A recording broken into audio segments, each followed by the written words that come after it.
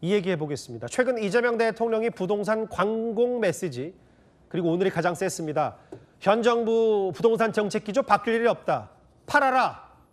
다주택자 하나면. 그리고 마지막 기회다. 집값이 오른다는 신념은 버려라라고 국민들에게 이제 주문을 거는 듯한데요. 이 얘기 지금부터 해보겠습니다. 국토부를 출입하는 경제산업부 박지혜 기자, 그리고 경제평론가 이인철 소장과 함께 하나하나 짚어보겠습니다. 두 분 어서 오십시오. 그럼 먼저 오늘 이재명 대통령이 주재한 국무회의 도중에 벌어졌던 이 대화부터 먼저 만나보겠습니다. 이번이 아마 중과를 피할 수 있는 마지막 기회라고 생각하고, 아마 이런 기회를 이용해서 국민들께서 중과를 받으시는 일이 없도록 했으면 좋겠습니다.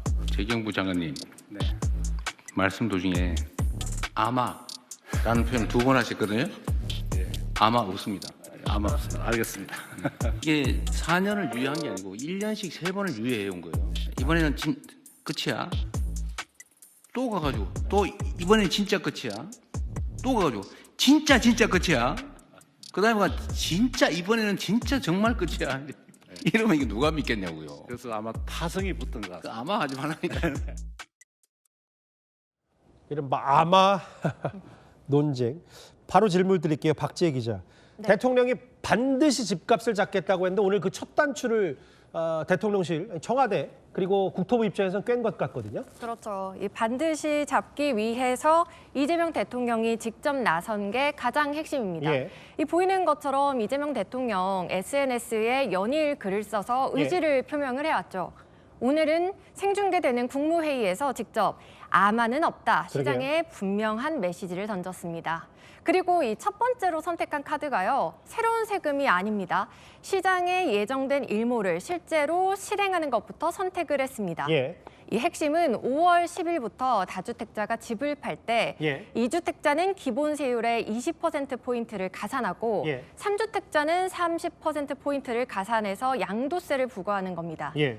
그런데 이 정책이요, 이번에 새로 생긴 건 아닙니다. 맞아요. 이미 4년 전부터 시행이 됐어야 됐죠. 그런데 1년씩 연장을 하다가 결국엔 4년 유예가 됐어요. 예. 이 유예 이제는 종료한다, 분명히 한 겁니다.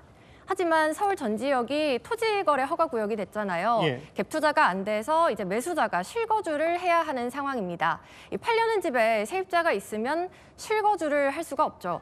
어떻게 팔라는 거냐? 시장에서는 당연히 당황스럽다는 반응이 나왔거든요. 그래서 지금 5월 9일에 끝내면서도 네. 잔금 등기 마무리하기까지 길게는 6개월 시간 더 준다. 이거 네. 다주택지를 더 많이 매물 내놓게 만들겠다. 이런 보관인 것 같거든요. 맞습니다. 제가 실제로 시장 반응을 좀 취재를 할 때도 예. 이 다주택자들도 분명히 매도를 하려는 의지가 있었습니다. 예. 정부도 시장 혼란을 최대한 줄여주겠다는 취지로 잔금일을 최대 6개월까지 늦춰주기로 한 겁니다. 예. 세입자가 있다면 입주일도 조금 늦춰주겠죠. 그런데 무조건 일단 계약은 5월 9일 이전에는 되어야 합니다. 예. 이 원칙은 달라지지 않는다. 다른 기대하지 말라. 대통령이 직접 보증하고 나선 겁니다. 시장 반응을 좀 볼까요? 이인철 소장님. 네. 실제로요, 뭐 대통령도 그렇게 언급하던데, 뭐 강남이든 뭐 용산이든 서울의 금싸라기 땅들 호가 내린 매물도 좀 있고 실제로 매물이 좀 늘어난 건 맞는 것 같거든요. 그렇습니다. 다주택자와의 전쟁, 투기와의 전쟁입니다. 예. 자, 전국적으로 다주택자가 몇 명이나 될까요? 237만 명입니다. 예. 2024년 기준 최근 데이터인데요. 예. 주로 어떤 분들이 갖고 계실까요?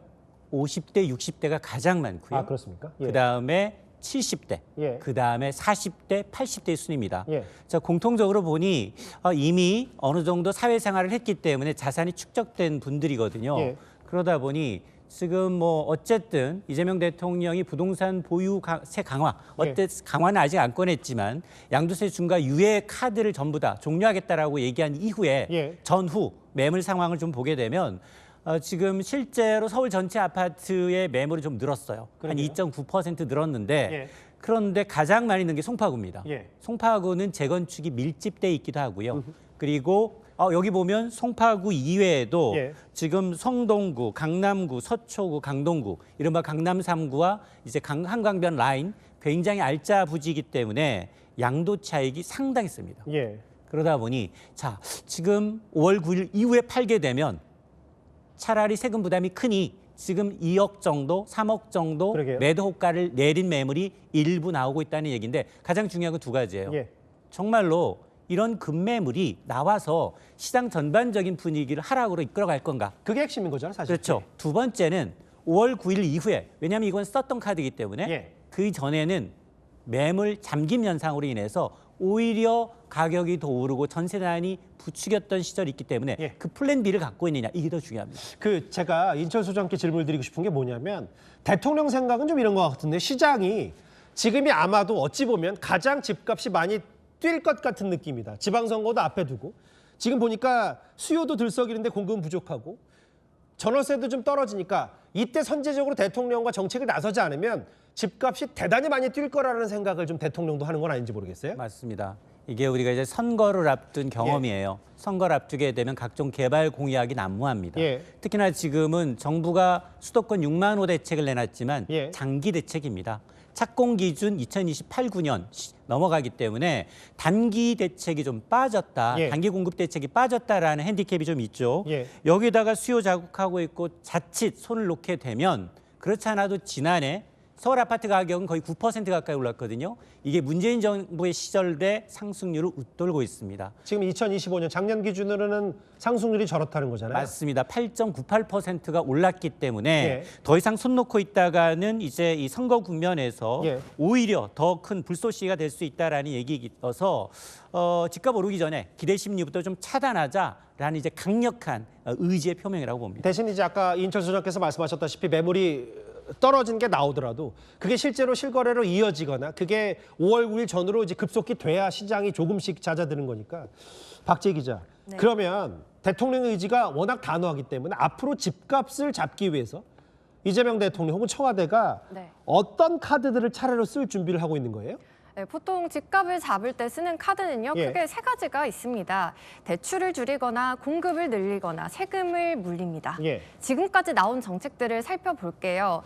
이재명 정부 출범하고 6월에는 규제 지역 주택담보대출 한도를 6억으로 묶었죠. 10월에는 서울 전역을 투기 과열지구 및 토지거래 허가구역으로 묶어서 예. 대출을 더 조였습니다. 예. 공급 대책도 2번이나 나왔어요. 수도권 135만 호 공급 대책과 함께 예. 지난달에는 신규 택지도 공개가 됐죠. 그런데 지금까지 안 나온 카드 딱 한 가지 있습니다. 바로 세금이겠죠, 세금. 그렇죠. 예. 바로 세금 물리기입니다. 예. 사실 과세카드가요, 가장 저항이 큰 카드기도 합니다. 그럼요. 예. 발표하는 순간 시장에 제일 큰 타격을 줄 수 있는 카드기도 하고요. 예.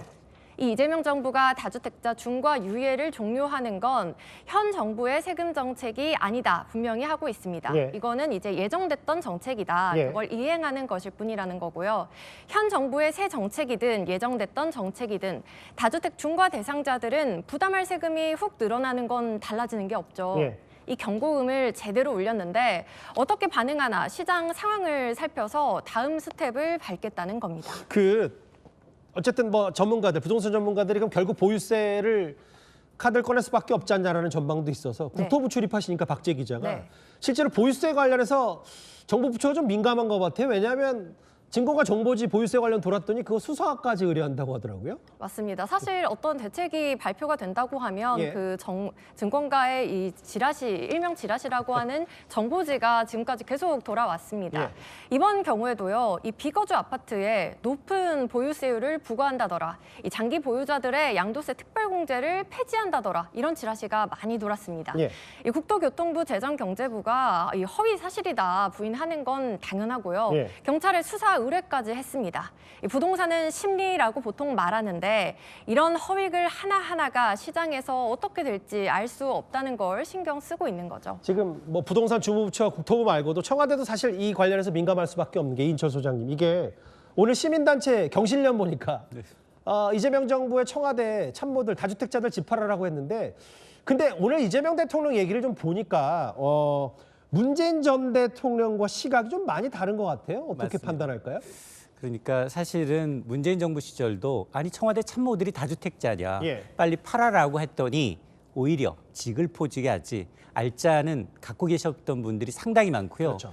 또 김현미 전 국토부 장관, 최장수 장관이었죠. 예. 그분도 이주택자였어요.